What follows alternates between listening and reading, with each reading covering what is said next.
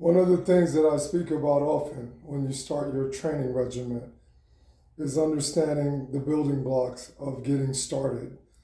Too often than not, people have very false images of their training. Yeah, I'm going to go to the gym. I'm going to get on a treadmill for 30 minutes to an hour. I'm going to lift weights and all of these things that may not be applicable because this body is very, very different and you have to assess it before you can build it.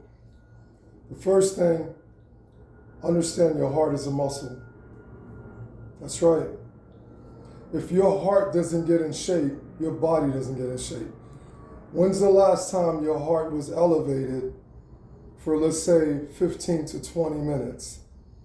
Whether you walked a mile or more, when's the last time you've done that? When's the last time you went up a few flights of steps and you didn't feel winded by the time you got to the top? So the first thing you address is your cardiovascular fitness. You want to be able to do at least 15 to 20 minutes of cardio without breathing heavy at a decent pace.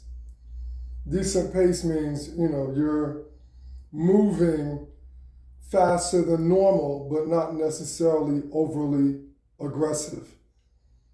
So that's going to make a big impact towards building the cardiovascular system. Second, core strength. A lot of times we don't realize how important core strength is.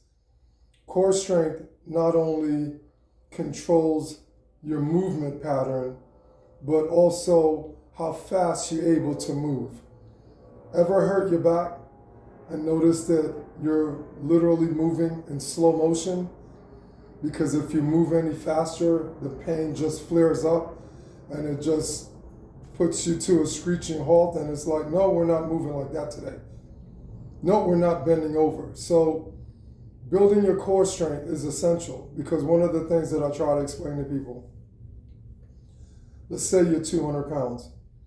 Maybe from the waist down, you're 130. From the waist up, you're 70. It depends on the person's proportions. I'm just giving you an analogy. So if you're doing, let's say, a squat and you're doing it with weights, even if it's 50 pounds, your 200 went to 250. That's right. So your body, if your core is struggling to accommodate 200 pounds, you think you can add another 50? So that wouldn't be smart. So one of the things that you have to understand, when you assess your core strength through different movements, whether it's leg raises, whether it's crunches, whether it's planks, you're seeing how well your body can support itself in movement. That way, based on how well your range of motion is and how strong you are from the bottom half and the top half of your body, that gives you kind of like an understanding of exactly what kind of weights your body will be able to lift.